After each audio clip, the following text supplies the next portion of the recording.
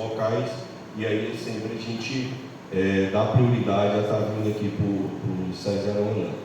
Então eu gostaria que todos ficassem de pé para a gente, para a execução do hino nacional e o hino do Estado de Goiás.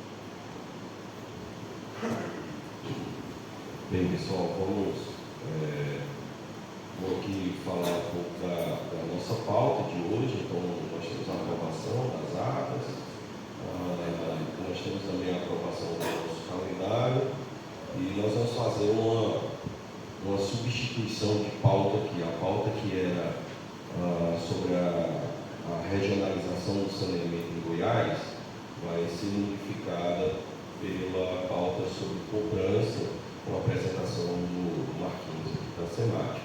E vou em votação agora?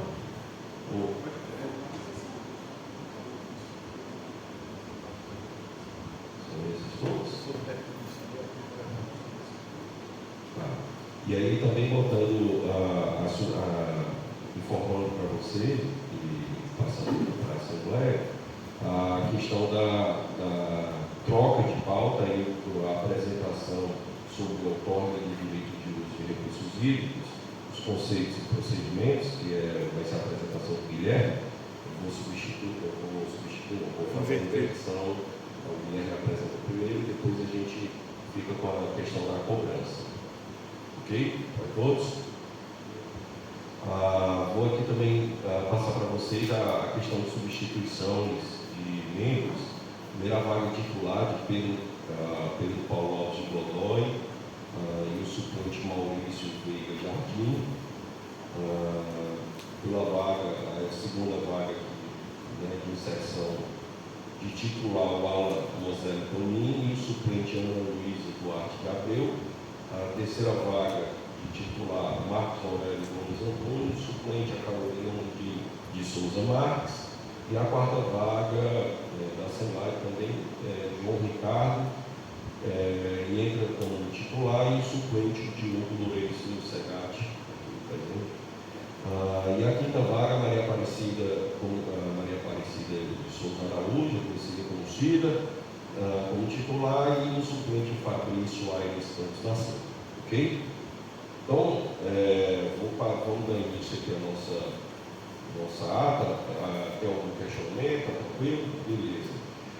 Então, primeiro a aprovação da sexta reunião ordinária do CBH agora, a ata, e da quinta reunião extraordinária do CBH agora. Felipe, chegou uma contribuição? Alguém tem alguma contribuição? Sábio, Mário, sem contribuições? Ok? Então, não tem contribuições, eu boto em votação. Aqueles que aprovam permanecem como estão, aqueles que votam contrário se manifestam. Não havendo manifestações e nem abstenções, aprovadas as atas da sexta reunião ordinária e da quinta reunião extraordinária do CBH agora. Próximo item de pauta é a aprovação das reuniões para o calendário de 2026. O Felipe vai projetar para vocês aí as datas. E foi feita aí uma consulta com referência à questão dos feriados, etc. Então, a nossa sexta reunião ordinária ocorrerá aí dia 18 de fevereiro. A quinta extraordinária, que é 10 de junho. Tiago, acho que essa está de 2005. Olha ali no painel. Lá? Tá. Então, beleza. A 10 de março, a oitava, exatamente. Eu estava aqui para sexta, eu olhei, eu não estou na sétima. A nossa oitava reunião em 10 de março, a sétima extraordinária em 16 de junho. E o que eu queria deixar com vocês aqui era a possibilidade, mais uma vez, da gente estar vendo aí os locais para que a gente pudesse estar fazendo essas reuniões. O Guedes, lá em Bom Jardim, sempre se pôs para ajudar, a Lucimar também em Porangatu, mas eu gostaria que, se a gente for decidir aqui, decidisse em assembleia os locais.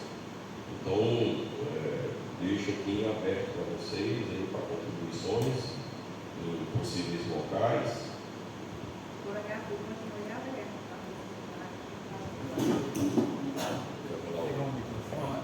Eu queria ir lá conhecer, não rever a terra da pessoa, né? Eu fui, cara, seria dessa vez. Arthur, que exatamente agora é moderna, né? A gente coloca Arthur em específico o espaço da UEG para que possa ser sediado também essas reuniões de 2026. A gente tem uma história, tem também a parte da hotelaria, que pode dar suporte, né? E aí seria a reunião em fevereiro, lá no mês de março, perdão? Pode ser? Já tem um compromisso lá em Bom Jardim, então março de acordo? Opa, Mário. Vamos lá, bota aí. Pode ficar à vontade. Bom dia, pessoal. Mário Goiânia, de São Bernardo. Essa de junho, se possível, nada contra o professor, mas essa especificamente a de junho, se a gente puder fazer junto, e aí talvez se tudo modificar um pouco o dia, mas adequar para fazer junto com o FICA em Goiás, né? Aí, sabendo antecipadamente a data, eu sei que lá é mais difícil, né? Quando fica de conseguir localização, né? Mas se a gente fizer com antecedência, é possível, né, a gente conseguir lá local e hotéis também. Mas eu acho que a gente faria as duas coisas, né? Já que a gente está dentro de um evento ambiental, né? Eu acho que é interessante. Tá bom? Beleza? Mas eu confirmo aí o convite aí da professora, né? Para a gente ir lá em Porangabu. A gente vê uma outra data aí como sugestão. Não, bacana. Então, vai lá, sim, fica à vontade. A gente pode tentar assim, não é fácil. Porque a gente teve uma grande dificuldade no ano passado, não conseguimos. Só conseguimos uma vez, assim mesmo, assim, com uma estrutura não muito boa, mas a gente pode tentar assim. O que a gente queria colocar em votação é a respeito de Porangabu. Como ele fica bem distante, assim, a plenária tem que votar se concorda, assim, tem município que vai ficar muito distante, pelo fato de Porangabu está bem na pontinha da bacia. Por isso que Porangabu a gente gostaria de colocar em votação. Não, tranquilo. Então, vamos fazer o seguinte, vamos botar então Porangabu em votação aqui, e aí a gente toca o barco, vamos lá virar o Diogo.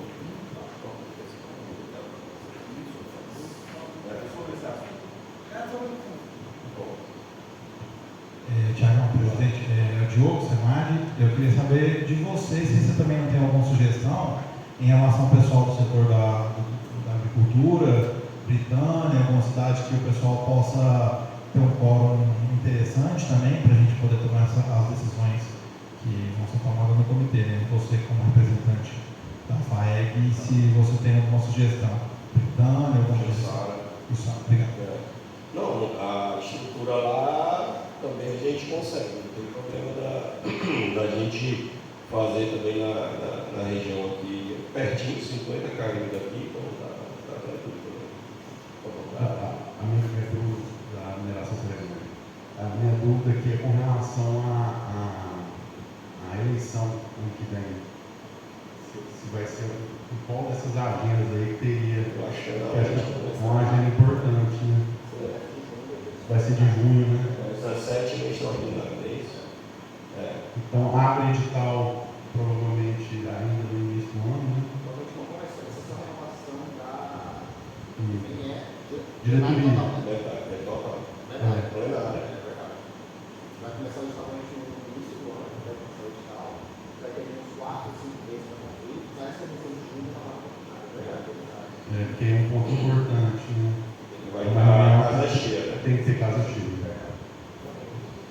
Então eu acho assim, a gente poderia, vou dar como sugestão aqui, a gente faria essa reunião de março em Porangabu, pode ser, e aí jogaria essa reunião extraordinária, que é da eleição, para Goiás, que eu acho que fica mais central para todo mundo. Ok? Pode ser assim? Fica tranquilo?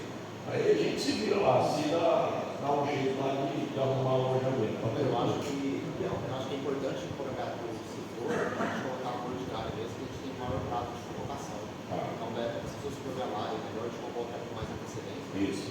Até para preparar o pessoal. Não, então fecha assim, fecha pelo menos o primeiro semestre, depois a gente vai trabalhando aí as outras reuniões. Então, já que a gente passou pelas discussões, eu vou pôr em votação a questão da data de março com a Porangabu e junho aí a questão de Goiás, né? E aí, Bom Jardim, qualquer coisa a gente conversa com o Guedes para o segundo semestre.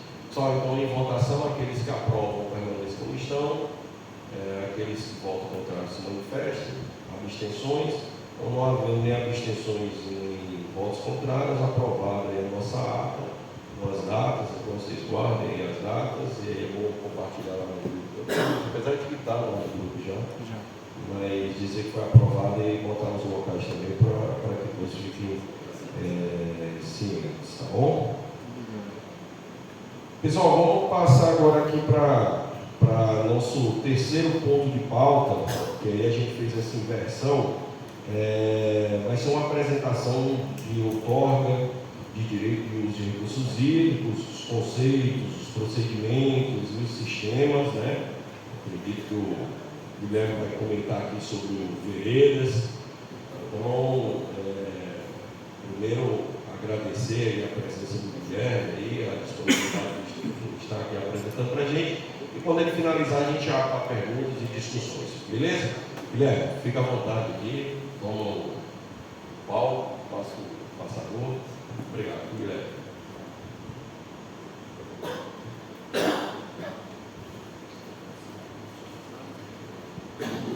Bom dia, pessoal. Tudo bem? Eu sou o Guilherme Coelho, sou gerente de outorga de uso de recursos hídricos.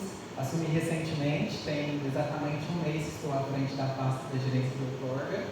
Sou engenheiro sanitarista e ambiental, engenheiro de segurança do trabalho, técnico em geoprocessamento e especialista em meio ambiente e saneamento básico. Já venho atuando junto à outorga há 5 anos, passei por áreas meios e áreas finalísticas e estou à frente agora, né, dessa missão de tomar conta da gerência de outorga. Uma gerência extremamente importante, assim como todas as outras, mas tem uma grande demanda de serviço, né?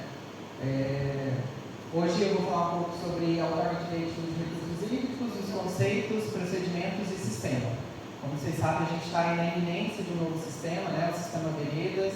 A gente teve a publicação da IN 4 de 2025, em 1º de julho, que começou a validar o sistema, né? Então, nem todas as tipologias ainda estão disponíveis junto ao sistema Veredas. E aí eu vou trazer essas tipologias que já estão disponíveis, né? Como que vocês acessam o sistema, trazer todas essas novidades do novo sistema. Então, antes de tudo, eu acho que é importante a gente contextualizar a outorga, né? Explicar o que é a outorga. Então, a outorga é um dos instrumentos da Política Nacional de Recursos Hídricos. Ela é definida pela Lei 9.473, né, de 1997. E aí, assim, além da outorga, né, a gente tem o enquadramento, a cobrança de uso de recursos hídricos, o sistema de informação. E a outorga, ela objetiva autorizar a utilização do uso de recurso hídrico, seja ele superficial ou subterrâneo, garantindo que seu uso seja feito de forma racional, sustentável e em conformidade com a legislação vigente. Então, garantindo disponibilidade, oferta e demanda, né? No estado de Goiás, a outorga ela é regulamentada pela Política Estadual de Recursos Hídricos, a Lei 13.123, que a gente está com a revisão dela, né? O Diogo está mais à frente aí dessa revisão da Política Estadual, e pelo Decreto 5.195 de 2000. Além de outras normas específicas estabelecidas pela SEMAD, né? Que vão procedimentar essa inserção junto ao sistema, vão trazer parâmetros de enquadramento. E quais são os usos que precisam de outorga, né? Toda derivação ou captação de parcela de água existente em corpo hídrico, as extrações de águas de aquíferos, ou seja, as águas subterrâneas, né? Incluindo o seu rebaixamento de nível d'água e outras águas ditas como minerais e termais. E aí aqui eu abro um parênteses, né, que aqui, juntamente, entra a questão da INM, né, por se tratar de um recurso minerário, qualquer tipo de lançamento em corpo hídrico com finalidade de diluição, transporte ou disposição final. E aí aqui também abre mais um parênteses, né, que apesar da gente ter esse uso como uso que precisa de outorga, ele ainda não é um uso que está implementado, nem no sistema de outorga, que é o sistema antigo, e nem no sistema Veredas tão novo. A gente está trabalhando nas matrizes para trazer a implementação da outorga de efluentes. Então, por hora, o que a SEMAD tem feito é emitir uma declaração para os usuários, resguardando eles de forma jurídica, que eles não vão ter nenhum ônus pela indisponibilidade do sistema. As utilizações de recursos hídricos para aproveitamento de potenciais hidrelétricos, ou seja, né, as barragens de geração de energia, e os outros usos ou interferências que alteram o regime, a quantidade ou a qualidade da água existente no corpo hídrico. Então, entra no caso as barragens, os tanques escavados com surgências do aquífero livre e outras interferências, às vezes, de obras de infraestrutura que vão alterar a quantidade e a qualidade. Hoje, basicamente, a gente tem duas normativas principais. Uma é a Resolução 66, a Resolução 666 de 2024, que ela altera o regulamento do sistema de outorga de direito de recursos hídricos e ela dá outras providências. Basicamente, ela traz todas as normativas, a gente traz ela como uma das principais, né? E a gente tem a Instrução Normativa 5 de 2023. Ela procedimenta a análise de pedido de outorga, e aí isso eu chamo a atenção que é dentro do âmbito do sistema web outorga, né, do sistema antigo, que ainda está vigente, e a gente ainda tem processo em análise técnica.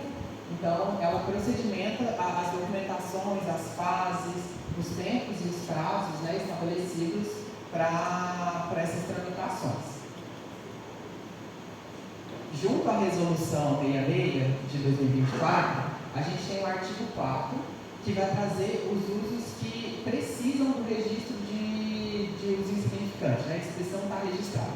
E aí que eu chamo a atenção que a gente teve uma alteração, né, que antes ele chamava usos que independem de outorga. E aí isso trazia uma confusão na cabeça dos produtores, às vezes dos usuários, porque eles achavam que pelo uso dele independente de outorga, ele não tinha que solicitar junto à SEMAD a regularização desse uso. Então a gente teve uma mudança na nomenclatura justamente para mudar, né, essas questões. Então, esses usos que são considerados usos pouco influentes, eles recebem o registro de uso insignificante, que tem uma tramitação bem mais célere, a análise ela é um pouco menos, eu vou falar criteriosa, no sentido de documentação, né, e de procedimento, então ela tem uma análise bem mais rápida. E aí, para se enquadrar isso, as derivações ou captações em corpos d'água superficiais em captação superficial, ela tem que ter uma vazão máxima instantânea de até ela tem que ser igual ou inferior, né, até 1 litro por segundo. Então, tudo que tiver uma vazão igual ou inferior a 1 litro por segundo, independente do regime de explotação da quantidade de horas, ela entra nesse critério de registro de uso insignificante. Então, o usuário vai ter lá uma dispensa, né, vou chamar de dispensa, mas é um registro de outorga. As acumulações advindas de barramento do curso d'água com área inundada de até 12 mil metros quadrados, que no caso 1,2 hectares, e possuir altura de aterro da base à crista de até 3 metros. Então, para a barragem, ele tem que atender os dois critérios, tanto a questão da área inundada, quanto a da altura do aterro.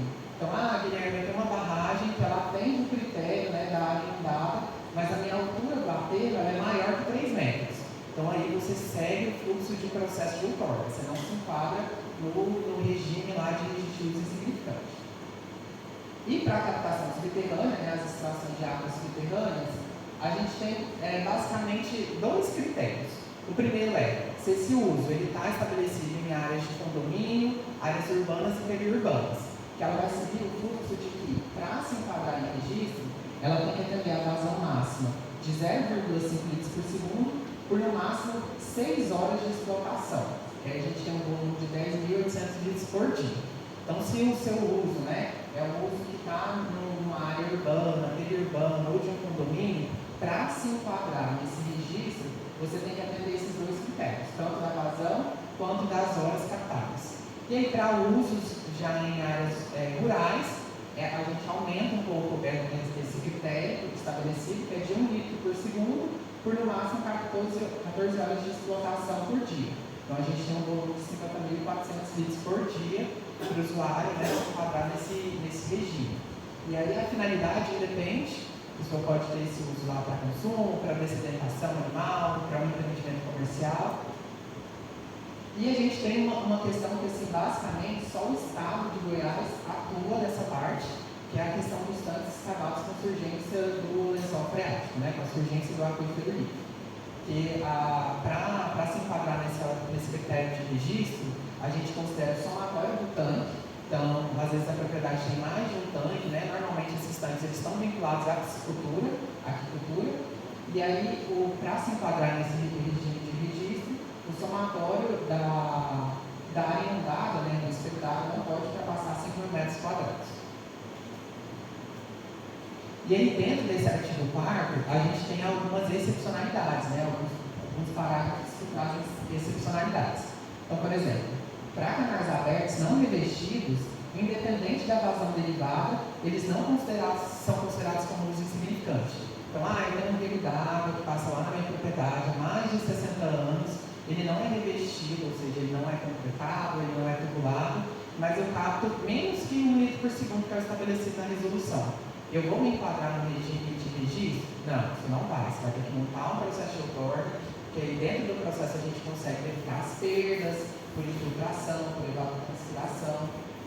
E a gente tem, né, que esses valores eles podem ser revistos, né, a qualquer tempo pelo órgão outorgante ou pelos próprios comitês de bacias, né, em casos de, às vezes, de crises hídricas, às vezes uma questão de melhorar a estrutura, esses valores eles foram revistos, né, a gente tinha a resolução 22 de 2019, estabeleciam outros critérios e agora a gente melhorou esses valores. E aí aqui eu chamo a atenção, né, que é obrigatório o cadastro, né, para os usos considerados insignificantes, que era aquele problema que a gente tinha, né, por se tratar de um uso que ainda dependia de outorga, o pessoal achava que não precisava se regularizar junto ao Senado. E aí aqui eu chamo a atenção, né, para esses outros parágrafos que trazem, né, sempre que houver conflito, esses valores outorgados ou atingirem o valor de 50% da vazão outorgada, eles podem ser revistos. E para os usos subterrâneos, quando você tem mais, por exemplo, um poço ou uma cisterna, para se enquadrar, a gente vai fazer o somatório desses pontos de interferência. Então, somando o volume dos seus 2 poços, ele ultrapassa. Então, o órgão outorgante pode exigir que você siga o critério de outorga para os 2 poços. Então, mesmo um poço só, Guilherme, eu teria dispensa? Sim. Mas se a gente verificar que você tem mais de um poço na propriedade e que você já atinge esse volume dispensado, né, de registro, você segue o fluxo do processo de outorga. E quem pode emitir outorga, né? A gente tem, baseado na legislação, tanto na Constituição Federal, quanto na Política Nacional de Recursos Hídricos, e quanto na própria Política Estadual de Recursos Hídricos, que a outorga de direito de uso em Goiás, ela é de competência exclusiva do Estado e também da União, né? De domínio da União. A gente tem, às vezes, problemas disso, do pessoal chegar nessa margem e falar, eu tenho uma outorga emitida aqui pelo meu município. E aí a gente sempre fala, olha, essa outorga ela não tem vigência porque só o Estado tem essa competência de emitir outorga. Então, assim, parece que não acontece, mas acontece. Às vezes a gente pega em processo, até às vezes do licenciamento, o pessoal questiona muita gente, o município deu uma outorga para esse usuário. Não, o município não tem essa competência de emitir outorga. Então, sempre que for, né, de rios intermitentes dentro dos limites de um estado são geridos pelo órgão estaduais e o que for interestaduais ou transfronteiriças fica de competência da Agência Nacional de Águas e Saneamento Básico, a ANA. E por que, né, que os municípios não podem emitir essas outorgas? Primeiro, pela falta de competência legal, como eu falei, a gente tem as políticas, a própria Constituição, e aqui eu abro um parênteses, né? A gente fala de competência legal, não competência técnica. Pela questão da gestão integrada, então a outorga ela deve considerar toda a bacia hidrográfica e a gestão municipal ela fragmentaria essa análise. E também pela questão da interferência no planejamento estadual. O Estado ele precisa ter controle sobre as outorgas para evitar conflitos de uso e garantir a disponibilidade hídrica. E além disso, né, tendo um conflito, fazer a gestão desses conflitos. Como é o caso das bacias que estão em alocação, a gente tem um maior conflito de uso de recursos hídricos, que é o do São Marcos, né, acho que é de conhecimento de todo mundo. Então o Estado ele precisa ter esse conhecimento para conseguir fazer essa gestão e garantir a disponibilidade de uso para todos os usuários. Mas então qual é o papel, né, dos municípios em relação à outorga?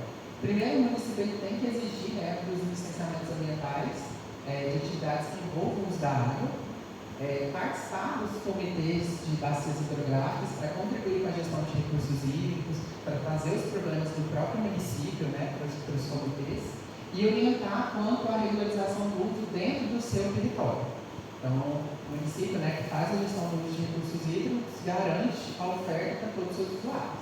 E aqui a gente chama atenção, né, que qualquer tipo de atuação, notificação, advertência, multa, embargo, que diz respeito a recursos hídricos, ele somente pode ser realizado por fiscais portariados nominalmente, que aí no caso aqui, né, os fiscais portariados ou são da Agência Nacional de Águas, da ANA, ou da própria Senat. Mas vamos lá, né? Como solicitar outorga? A gente está na mudança de sistema aí, então a gente sai do sistema de outorga, que ainda encontra-se em vigor, encontra-se vigente. Assim, eu até chamo a atenção para vocês, a gente tem o Pacto de 2025 que estabelece esses procedimentos transitórios do sistema web outorga para o sistema veredas. A gente tem um anexo único que estabelece lá todos os processos que estão em análise técnicas, eles vão se findar junto ao processo junto ao sistema web outorga. E Guilherme, o que está disponível ainda dentro do web outorga?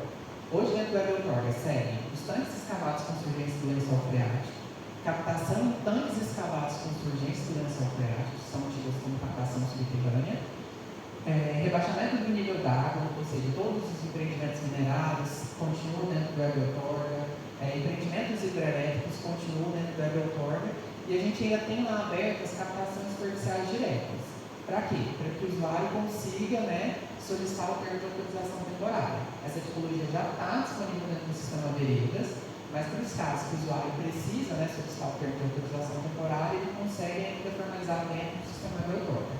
Porque os processos dentro do sistema veredas, referente à captação superficial direta, eles só vão iniciar sua análise quando terminar o prazo da transição do sistema. Então, lá em 29 de dezembro de 2025, esses processos vão ser distribuídos, estão sendo garantidos a ordem cronológica, né, com base, quando você faz uma solicitação de transição, ele já puxa as informações da sua declaração de uso de recurso hídrico e estabelece esse critério, né, de prioridade. Então, a gente sai de um sistema, né, do web outorga, que ainda está vigente, não vai se encerrar tão rápido, né, porque a gente ainda tem tipologias lá dentro. E era trifásico. Então, para quem tem conhecimento aí do web outorga sabe, né, tinha que fazer o primeiro adubo, aí essa adubo era sujeita a outorga ou validada, montava o pré-processo, ia para uma fase de checklist de documentação, e só depois esse processo ia para uma fila de análise. E aí ele ficava aguardando essa fila de análise até a distribuição. Hoje, dentro do sistema veredas, não é assim. Então, o usuário ele já entra com todas as informações do processo, então ele já traz todas as documentações, todas as etapas, e esse processo, uma vez indo para o fluxo, né, de outorga, você já paga a taxa e ele já fica lá na etapa de aguardando a distribuição. Uma vez que ele é um critério de registro, né, enquadramento de registro, ele já vai para a fila, né, para a gente conseguir analisar. Até trazendo esse dado para vocês, apesar de não ter todas as tipologias disponíveis, hoje a gente tem uma fila de registros de aproximadamente 560 solicitações. Isso que a gente não tem da tipologia de barragem, de regularização de vazão, captação de barragem, né? E nem tem as interferências de tanque pulmão. Então, assim, já é um número bem expressivo, a gente lida com N solicitações e acaba que, ainda assim, a gente ainda tem, né, erros associados às inserções de informação, mesmo o sistema tendo uma validação, vou mostrar para vocês algumas validações que o sistema faz, a gente ainda tem, às vezes, usuários, né, que colocam informação divergente, e tudo isso a gente ainda faz uma checagem. Se alguém tiver dúvida, eu vou te perguntando, ou você prefere no final? Vocês acharem melhor. Então, se vocês tiverem dúvidas, vocês podem levantar a mão, ou se vocês quiserem deixarem para o final, eu sou tranquilo quanto a isso. Isso aqui é só para mostrar para vocês, pessoal, a cara do sistema, né? Então, o usuário ele entra dentro do portal ambiental, faz o cadastro, ele entra dentro do sistema veredas, e quando ele entra dentro do sistema, ele vai ter todas essas caixinhas de informação.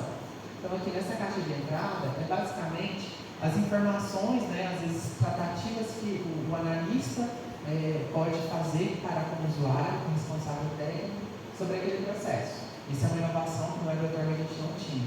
Então, depende muito de cada analista. Às vezes o analista estava mais apto para analista que não gosta muito de reunião, então, às vezes tinha analista que preferia resolver por ligação. Então, aqui a gente traz uma comunicação que fica vigente para todo mundo, né? Fica visível, na verdade, para todo mundo, e a gente melhora essa comunicação da secretaria para com os usuários.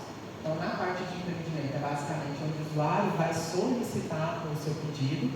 Então, ele já tem que ter entrado dentro do portal, cadastrado o empreendimento, cadastrado o imóvel, para conseguir fazer a solicitação. O processo, ele vai listar tudo que você tem, né? Ele vai te mostrar em qual etapa ele está.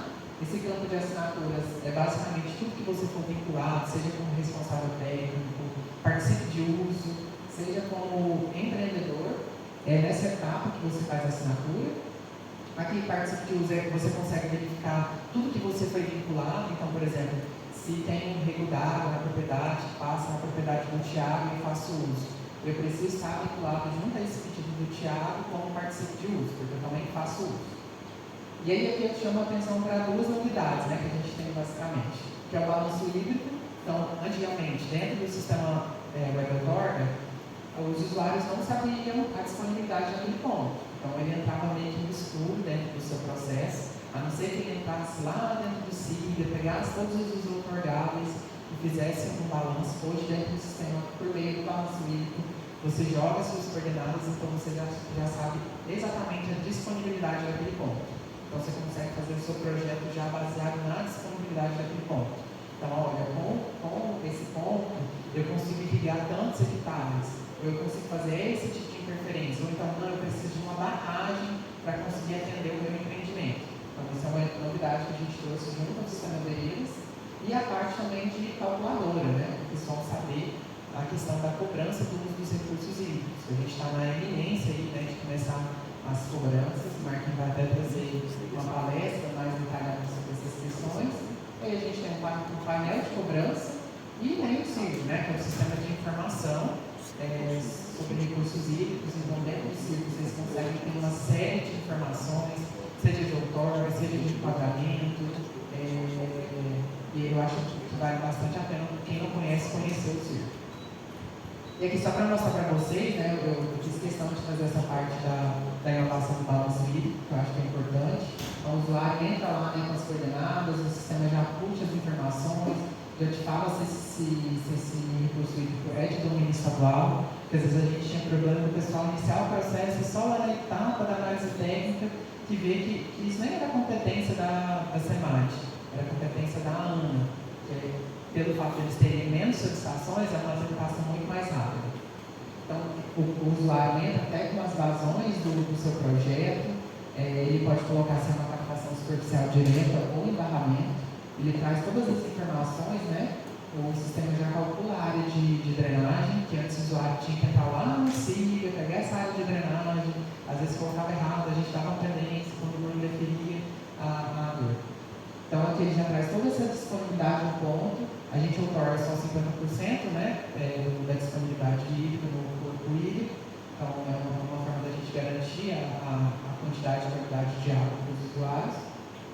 E aí o sistema já te traz até com questão de validações. Aqui no meu caso eu não simulei nenhuma vazão, mas quando você coloca, o sistema te fala se esse uso está compatível ou não, se ele atende, se ele é favorável ou não. Então você consegue simular basicamente, né, o seu projeto com essas características. E aqui eu achei importante a gente trazer os atos normativos, até mesmo para vocês conhecerem a cara das portarias de outorga, dos registros.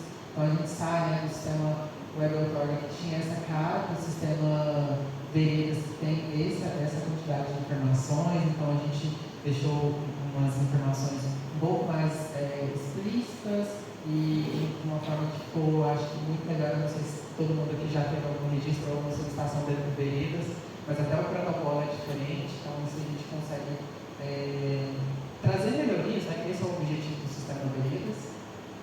Aqui também da portaria, né, do outorga, então a gente tem essa cara dentro do outorga bem com essas informações. A gente tem o artigo 2 que traz lá todas as características do seu sistema, se isso vai para uma barragem, se não vai, se vai para um tanque.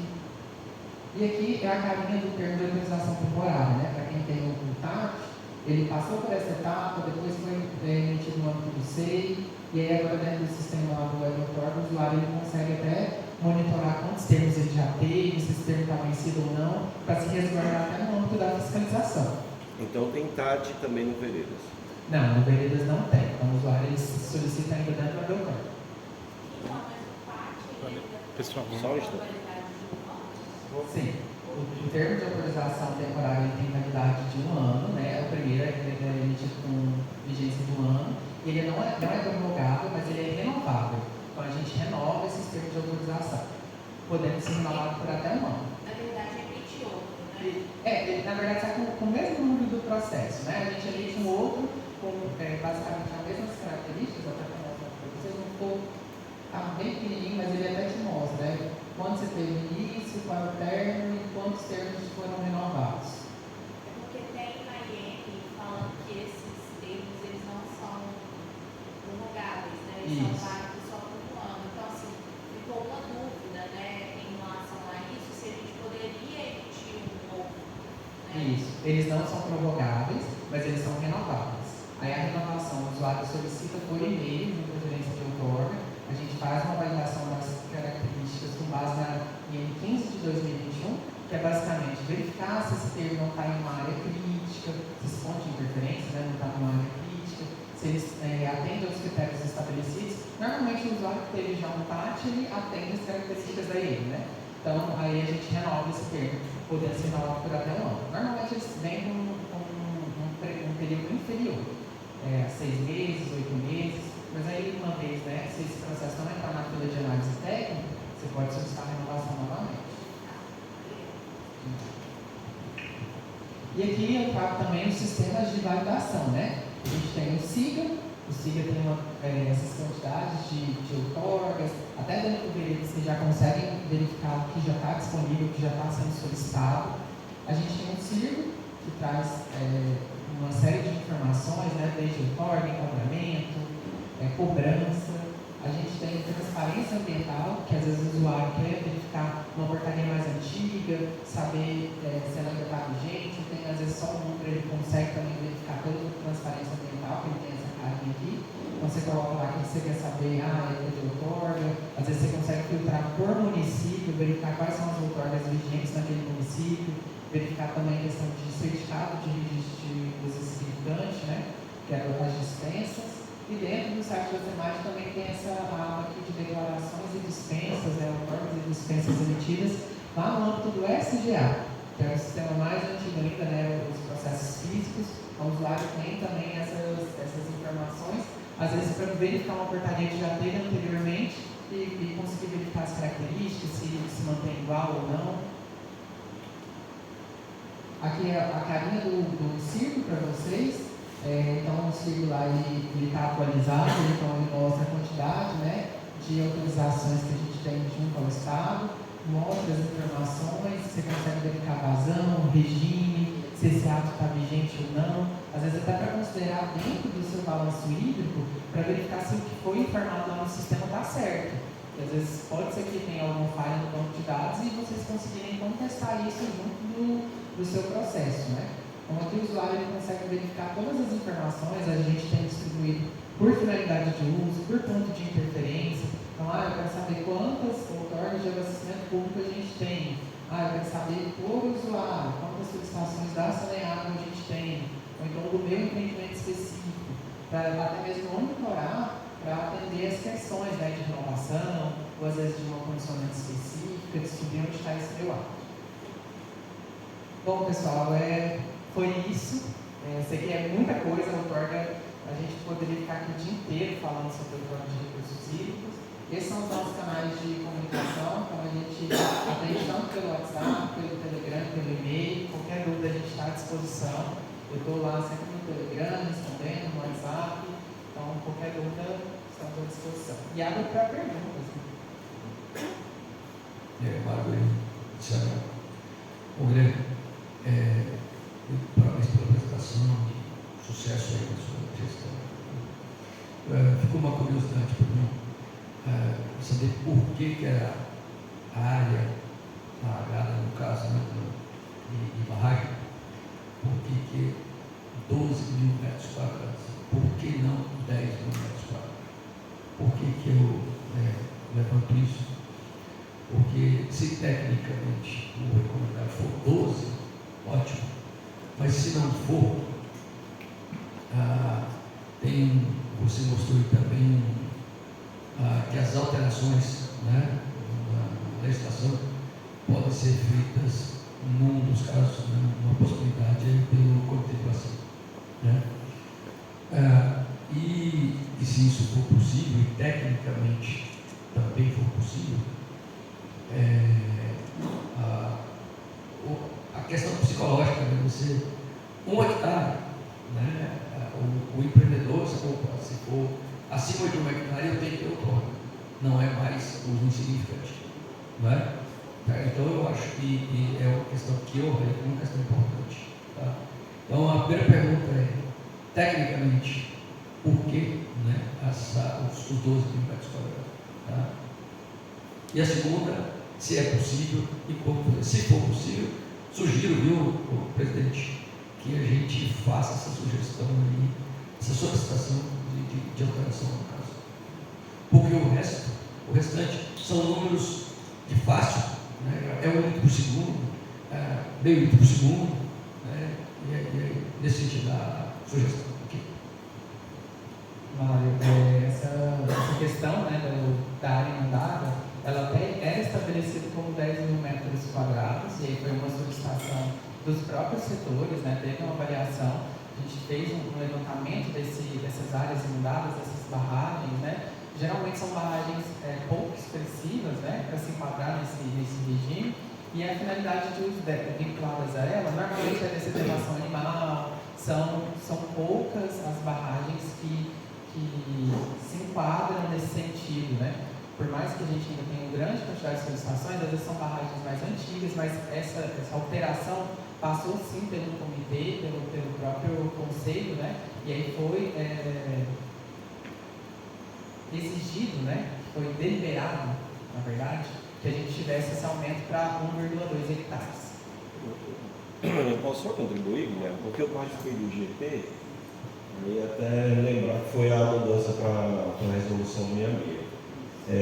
Na verdade, Mauro, nacionalmente é tido como barragens, pequenas barragens até 50 mil, até 5 hectares.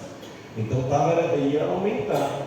Então, até para segurar, etc., ficou nesse sentido, e a SEMAD apresentou um levantamento da quantidade de barramentos que tinham no estado para equilibrar e deixar. Na época, eu lembro até que a gente pensou eu fiz uma proposta na discussão de ser 2.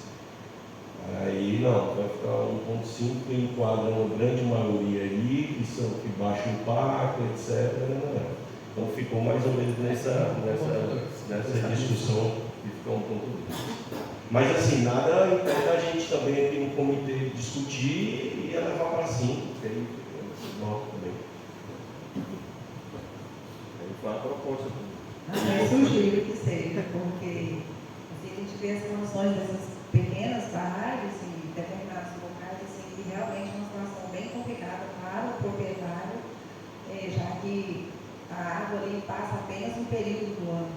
Né? Então, a condição de escassez para a desidretação local, principalmente, é um problema com relação a isso. Eu gostaria de perguntar para vocês sobre a questão dessa transição do sistema web-outorga para o veredas. Lá no web-outorga, a barragem foi considerada como outorga, e tem uma taxa que há de ser paga.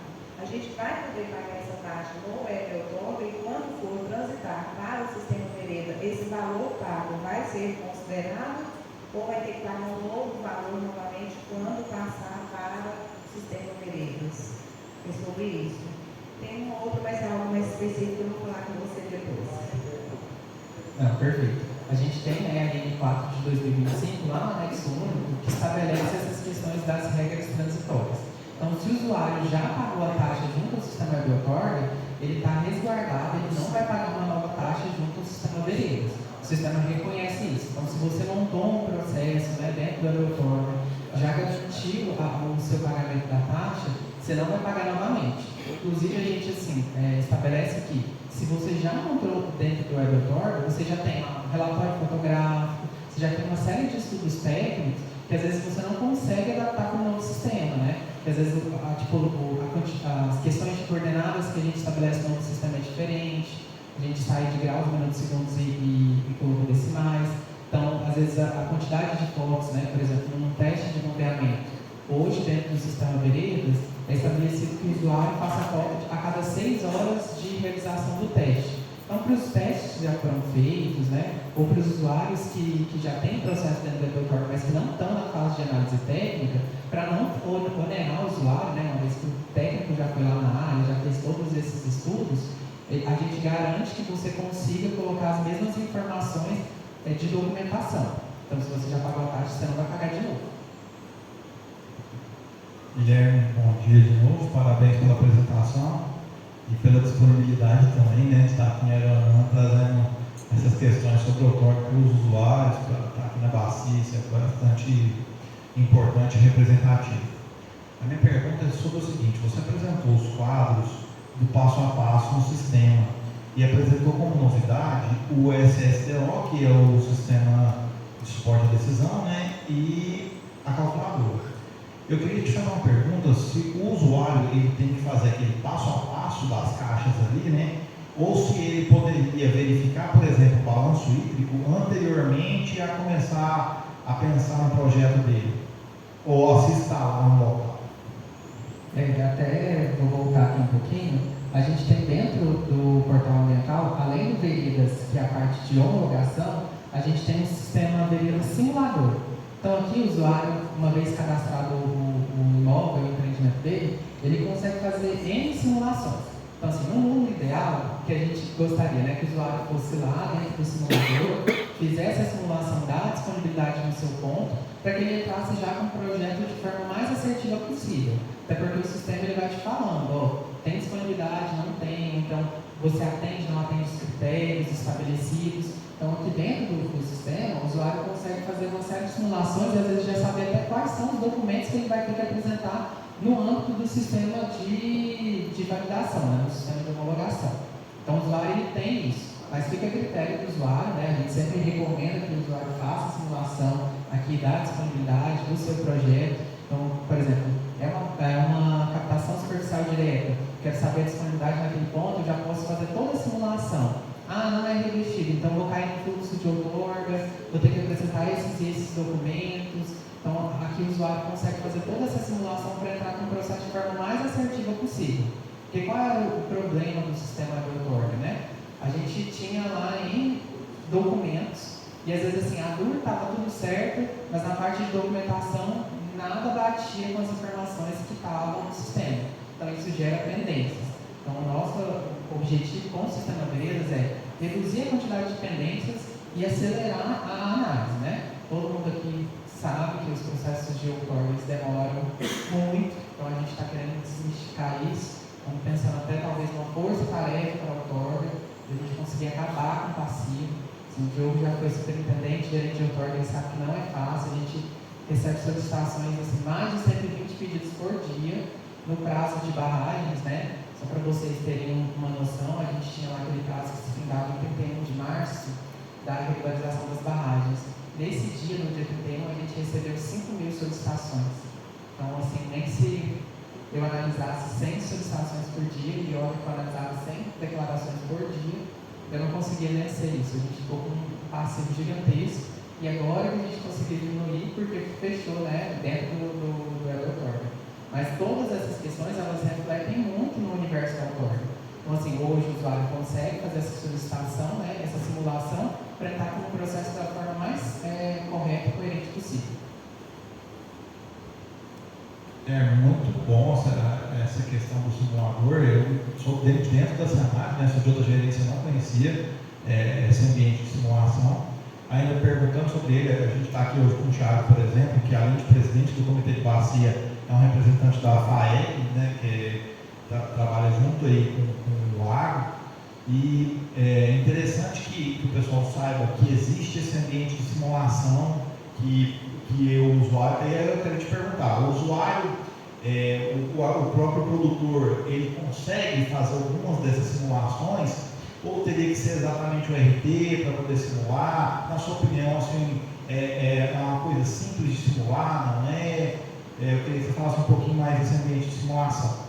Tá, eu vou até mostrar aqui a carinha. Assim, se o empreendedor, né, ele conhecer pelo menos um pouco de computador, saber acessar, ele consegue fazer isso aqui de forma a verificar essa disponibilidade. Então, às vezes, ele tem a eminência de instalar um pivô, às vezes de 20 hectares, 120 hectares, ele consegue, dentro aqui, pode pesquisar tanto pelas coordenadas quanto pelo mapinha. Então, quando ele seleciona aqui para adicionar, o sistema abre um pop-up para ele ou localizar o ponto dele por imagem de satélite, ou então pelas coordenadas. Então, se ele tiver qualquer uma dessas informações, ele consegue verificar, localizei minha casa, estou pensando em colocar aqui. Então, ele coloca lá o ponto, o sistema traz as informações básicas, né, e traz essa aba, né? É tudo numa página só, que eu tive que fragmentar, cortar para vocês conseguirem visualizar. Então, o usuário ele fala, não, é uma captação superficial direta ou é em barragem? Se for em barragem, o sistema vai te perguntar algumas informações da barragem. Área inundada, volume, para a gente conseguir fazer esse cálculo. E aí você consegue entrar com as suas informações de captação, que você pretende captar, então você pode ficar brincando o tempo inteiro. Trabalhar com vazões sazonais, que é uma novidade que a gente não tinha dentro do sistema de outorga. Então eu quero colocar uma bomba que ela consegue em janeiro captar 100, 100, 100, e depois eu reduzo para 50. Eu tenho um redutor lá que consegue garantir que ela reduza para 50. Hoje dentro do sistema Veredas você já consegue fazer isso. E aí o sistema traz todo esse cálculo e traz esse visualizador aqui, ó, da tomada de decisão. Se ele é favorável ou não. Se não for favorável, a gente traz vermelhinho, a gente traz uma atenção, falando, olha, não tem disponibilidade para essa vazão. Então você precisa, às vezes, alterar o seu projeto. Seja colocar um tanque de pulmão, seja ter outra captação, às vezes fazer a complementação com um poço, né, que é muito comum, às vezes, a gente ver isso. Sistemas extremamente interligados. Então hoje ele consegue fazer isso para entrar com o projeto da forma mais assertiva possível.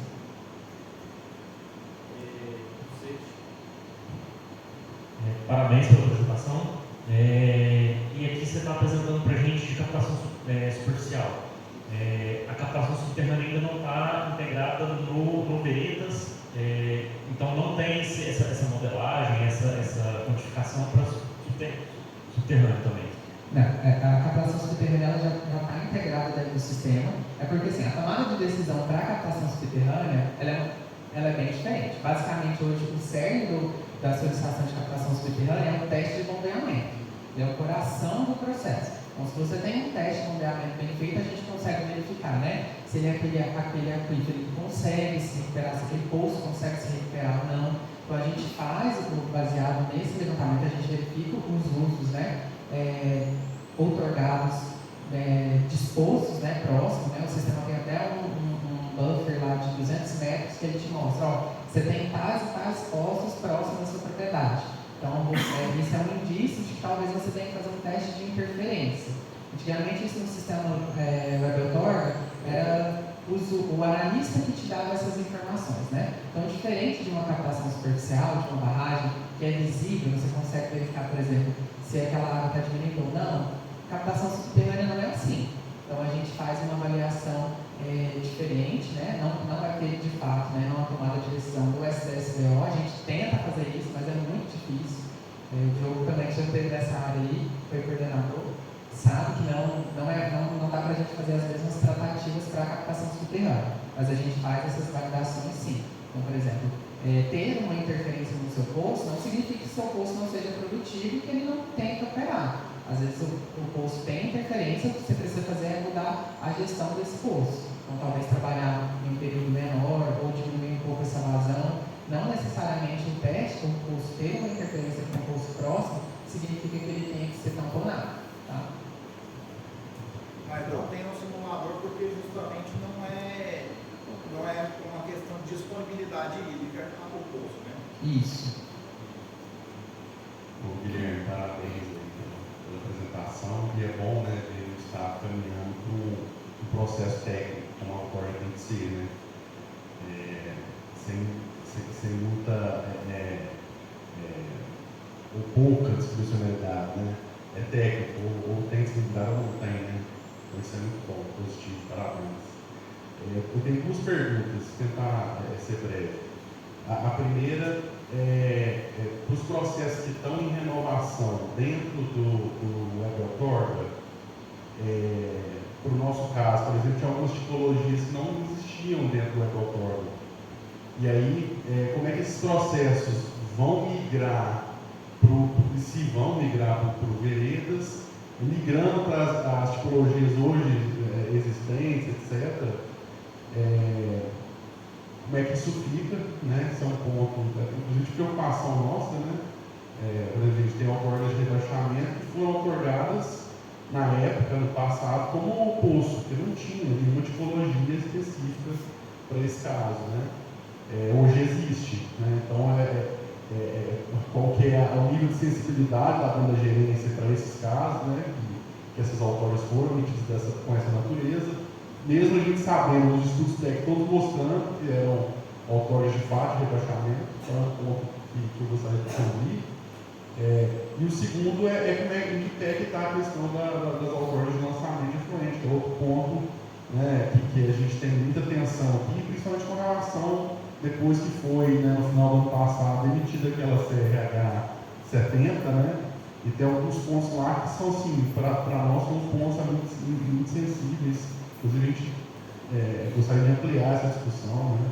Não sei se aqui vai ser um momento, mas sempre for possível, né, que houver possibilidade de discutir esses pontos, quais são os pontos que a gente entende que para nós são pontos de ser muito sensíveis, inclusive para alguns negócios que a gente tem, né? São essas duas perguntas aí. Obrigado. Vamos lá, eu acho que eu tenho até uma reunião com vocês na quinta-feira sobre isso. A gente tem, né, esse conhecimento, né, de fato, a gente tinha dentro da outorga poucas tipologias, né, então dentro do Veredas a gente quer refinar isso, vamos fazer de fato que é rebaixamento, que é captação subterrânea, refinar as finalidades de uso, então o que a gente vê muito hoje, né, os usuários às vezes entram, o empreendimento comercial entra como consumo humano. E a gente tem um manual que estabelece o consumo humano é só para residências unifamiliares. Mas esses pedidos são indeferidos porque o usuário não verificou esse manual, né? Então, assim, a gente tem uma série de documentos orientativos dentro do sistema que já dá suporte para o usuário. Sobre esse caso de vocês, eu tenho conhecimento do caso específico. A gente tem, né, por exemplo, dentro do Vereda já a eminência da integração. Que é quando você teve um ato autorizativo emitido num outro sistema, seja no Web Outorga, seja no SGA, para você conseguir fazer a integração com esse novo sistema. Como a tipologia de rebaixamento não vai estar nesse primeiro módulo, então a procedimentação de vocês ainda vão se dar toda dentro da Web Outorga. A gente vai até conversar isso na quinta-feira, esclarecer alguns pontos, e assim, até acho que de vocês entraram com captação subterrânea, fazer um processo de rebaixamento. A gente já tem a eminência de fazer uma reentrada, né, para vocês não terem ônus com a taxa e garantir que vocês estejam com a tipologia correta, né? Eu acho que o ideal é isso, vocês estarem com jurisprudência no pedido de vocês. A gente já está nessa eminência, na quinta-feira a gente vai detalhar essas informações em uma reunião específica. Mas hoje, de fato, o rebaixamento não vai estar nesse primeiro módulo, mas quando tiver, já vai estar com a matriz toda desenhada, toda detalhada. O usuário vai conseguir fazer isso de forma bem assertiva, né? Porque antes, o que o usuário fazia? Fazia por conta de interferência para rebaixamento. Então, eu tinha um sampo, tinha um dreno, tinha uma cava, então eu tinha que otorgar cada etapa dessas. Hoje, a gente integrou isso. Então, a gente pega lá o centróide da cava de mineração e já faz a avaliação de todo o empreendimento. Seja com os drenos, seja com os postos de rebaixamento, seja com o posto subterrâneo, às vezes que faz alguma interferência, porque a gente faz a avaliação do balanço hídrico.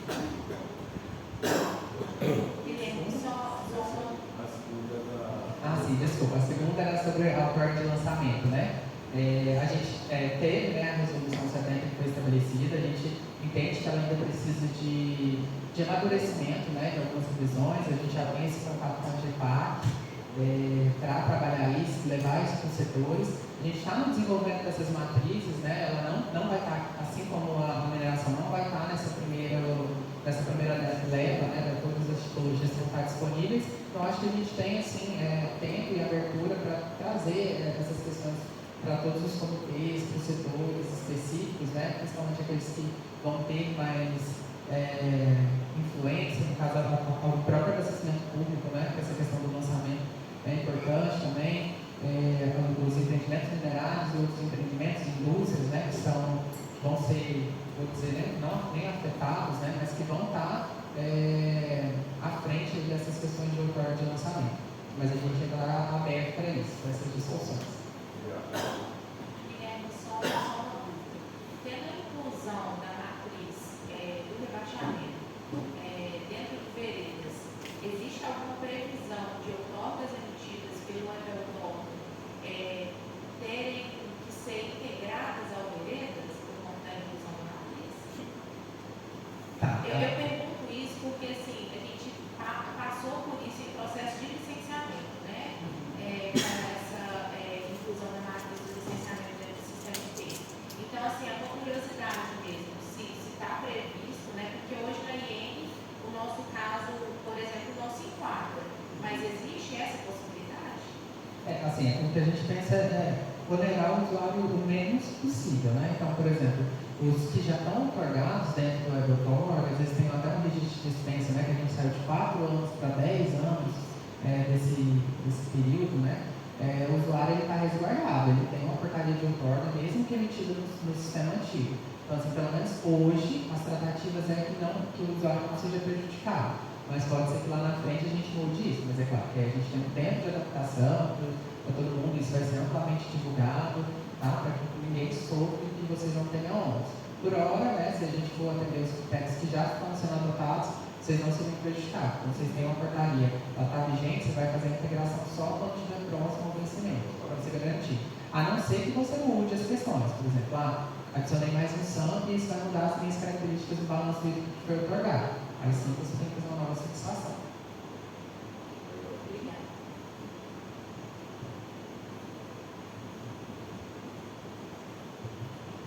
Sávio, Fazenda Cachoeiras da Ilha. Lá na fazenda, eu costumo dizer assim, eu e a minha família, nós fomos vítimas de uma CGH, a Fazenda das Cachoeiras Bonitas, a gente estava preparando para o turismo. Aí, eu não entendo de outorga, mas como a gente entende, conhece bem a região lá, o que a gente está convivendo lá? A hidrelétrica, no projeto, mostrou umas médias históricas lá. Eles tinham regras de medição, exclusivas para o projeto, mas lá eles mostraram médias históricas de um córrego a 60 km de distância. E quando você lê o projeto, parece uma dissertação de doutorado. É um texto longo, cheio de muita enrolação, para chegar no seguinte: o vertedor que vai mandar água para o TVR tem que ter 80 centímetros de largura. A primeira pergunta é o seguinte: ali tem um quadro que você tinha projetado, qual população que foi?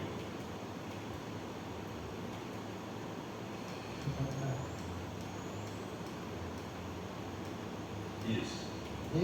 Aquele partícipes de uso. Porque se tivesse mais gente com outorga lá, às vezes um fiscalizaria o outro. Então o que acontece? Esse vertedor, às vezes a gente chega lá e tem uma gota de água na cachoeira. E se eu for fazer uma denúncia, fica a minha palavra contra a deles. Aí a primeira pergunta é o seguinte: existe a possibilidade de exigir que seja instalado um medidor de vazão com data nova? Porque aí tudo aquilo ali, aquela água que vaza para o TVR, ficaria documentada. Além de prejudicar a beleza cênica, o que acontece? No TVR, se você não mandar água, tudo que morre, fauna e flora vai morrendo. E tem outra situação também bem crítica para a fiscalização, tanto da SEMAC quanto do Ministério Público. A válvula lá da usina é controlada no aplicativo do celular. Aí é difícil fiscalizar assim. E outra coisa, se eu levar um turista lá na cachoeira, mesmo com um pouquinho de água, fica com a graça. Não tem aquele ruído, não tem aquela beleza cênica, Mas se eu levar um turista lá e o sujeito mexer no aplicativo e resolver colocar, corta a água da tubulação e ela verter toda na cachoeira, pode acontecer uma avalanche lá e até matar as pessoas. Então, essa é a pergunta, se tem a possibilidade do expedidor de vazão, do datalog. A outra é o seguinte, é normal isso mesmo? A pessoa pede outorga e só considera, tem que ter achado o TVR e o resto é mesmo, leva tudo? Como que é isso? Não, a outorga de empreendimentos hidrelétricos, né, ela é um processo bem mais complexo, né, a gente faz uma série de avaliação, até os documentos são bastante robustos, quase a mesma questão dos empreendimentos minerários, né. As informações que o usuário tem que apresentar são documentos extremamente técnicos, né, e tem que trazer todas essas questões. Nas condicionantes, ele tem que atender todos aqueles critérios, então ele tem que deixar seguindo no TVR o que foi otorgado, tem todas umas condições que ele precisa garantir. Se esse usuário não está garantindo aquilo que foi otorgado, ele pode sofrer as sanções cabíveis, né? Hoje a gente tem o INAM, que é um aplicativo de denúncia do Estado, então você não precisa identificar isso, e você consegue fazer essas denúncias. Você joga as coordenadas, aí a SEMAD vai no local e verifica. Se não estiver sendo atendido o que foi outorgado, que está condicionado, né? Às vezes a gente já tem até esses critérios do monitoramento telemétrico, né, para os empreendimentos hidrelétricos, que eles podem sofrer as sanções aplicáveis. Depois, se até quiser me passar algumas informações, para a gente já, quando eu chegar em Goiânia, a primeira coisa que eu passo para o time de empreendimentos hidrelétricos, né, de fiscalização, para a gente ter essas questões, verificar essa questão. E a chapa do vertedor, o projeto diz que tem que ter 80 centímetros, ela tem 60. Então, por aí já, o que vai para o DPR já vai prejudicar a quantidade da vazão. Outra coisa também, porque como a gente conhece os detalhes, quando eu ando no rio lá, a gente anda dentro da água. É muito gostoso isso, os turistas também gostam. Eu verifiquei o seguinte, não sei se existe esse critério, mas um TVR que é no basalto e outro que é no arenito, eu não sei se tem diferenciação, mas precisava de ter, porque a água no basalto ela enfia ali no meio das pedras e não corre mais. Quando você mexe na vazão, sabe, para algum entendimento, aí ela não corre mais superficialmente. E os seres ali da água dão prejuízo enorme com isso. Existe essa diferenciação quando você vai conceder a outorga? Acaba que na questão da outorga, a gente verifica a questão da disponibilidade hídrica, né? Se aquele empreendimento vai atender todos os critérios. Os empreendimentos hidrelétricos, a gente faz uma verificação junto ao licenciamento também, porque tem uma série de questões que eles precisam atender, seja de características, questões ambientais, questões técnicas, então tudo isso é avaliado. Se o projeto, né, que foi otorgado, ele não atende as características, igual você está falando aí do próprio TVR, a gente precisa verificar isso, né, e se for cabível, fazer as sanções aplicáveis, tá? Mas aí você pode me passar depois as informações que a gente ali. Ok? Uma notícia boa, Guilherme. Uma notícia boa para o Sávio é que o gerente anterior ao Guilherme, que era o gerente de outorga, o Marcos, ele foi realocado para uma gerência de sistemas, né? E uma das missões do Marcos, Sávio, é primeiro fazer essa questão de um sistema que possa receber as informações de data loggers, igual você falou, para que a gente possa o tempo inteiro estar conferindo essas informações. Hoje a SEMAD não tem ainda, mas provavelmente, se Deus quiser no futuro próximo, né, Guilherme, vamos conseguir conferir essas questões, né? E assim, é interessante esse espaço, porque de discussão do comitê, Guilherme, porque você vê assim, o pessoal que tem a cabo de mineração, você vê também o Sávio, que tem uma preocupação, que é um outro tipo de preocupação, que é um lago, né, que passa pelo TVR e diminui e aumenta a beleza cênica do local, né? E a outorga, que é a gerência que o Guilherme hoje trabalha, é a gerência de regulação e a gerência que tenta garantir o melhor uso para todos esses usuários, né? Então, assim, a gente costuma dizer que a outorga não é um simples documento cartorial que se retira da SEMAD. Ela é uma garantia, por exemplo, que na captação direta, quando o usuário ligar a bomba, ele tem 95% de chance de que aquela bomba esteja funcionando, né? De que quando for ter um TVR, de que aquele trecho funcione, de que, ou seja, esse documento regulatório é um documento de garantia do recurso hídrico e do uso, né? Mas é isso, só a questão da novidade sobre o Marcos, que era o gerente de outorga, ter passado por uma gerência que é gerência de sistemas, e logo acredito que a gente deve ter novidade agora em 2026 sobre sistemas de absorção de dados, que a gente possa não só conferir os dados do SEMAD, mas também os usuários terem acesso a esses dados. Vamos mais alguém? Uma salva de palmas para o Guilherme aí. Obrigado. Só para fazer uma complementação, um pedido que eu deixei em discussão, mas a SEMAD também aí me ajuda, Guilherme, se foi, acho que semana passada, aqueles usuários, por exemplo, que tem a outorga, pelo web outorga, com outros usos, né? E utiliza lá para irrigação, e como o Marquinhos falar, tem que fazer uma atualização no cadastro, para liberar também no Veredas para esse pessoal, não é isso? Isso, a gente teve a publicação do edital de chamamento número 1, né, de 2025, que ele foi publicado no dia 6 e foi retificado no dia 7. Que aí ele traz a informação de que quem tem portaria vigente, né, seja no WebAuthor ou no SGA, que está lá com a finalidade de outras finalidades de uso, o usuário precisa fazer a retificação dessa finalidade de uso, né, para as questões da cobrança, para não ser prejudicado de alguma forma, né. Então, dentro do Veredas, na parte de cobrança, o usuário consegue fazer essa contestação e fazer essa atualização da finalidade de uso. A gente já tem até um manual disponível, acho que o Marquinhos vai disponibilizar depois para vocês terem essas informações, né, saber como é que vocês fazem a contestação, para ninguém ser prejudicado. Beleza, então era isso. E dizer que realmente o Veredas é bem mais intuitivo, né, e mais fácil de trabalhar do que o WebAuthor, tanto para o lado do solicitante, como eu acho que do lado da SEMAD. E só para finalizar sobre esse tema, para passar aqui a palavra para o próximo ponto de pauta, o Marquinhos, é a minha preocupação, que eu até comentei no GT que está discutindo aí a questão da BHO e um monte de pontos, que enquanto a gente está aqui discutindo, melhorando, etc., e segurando as outorgas, Minas, Bahia, Mato Grosso, Tocantins, estão soltando outorga aí, então a gente tem que acompanhá-los.